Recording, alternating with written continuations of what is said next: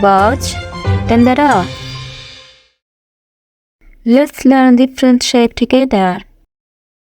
Hi kids! The first shape is a square. The second shape is a triangle. The next shape is a heart.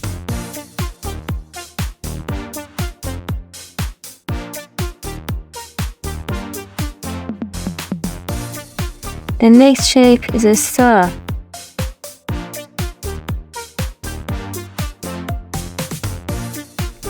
The next shape is a trapezoid.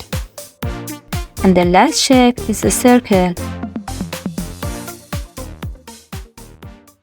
Now let's color them with pastels.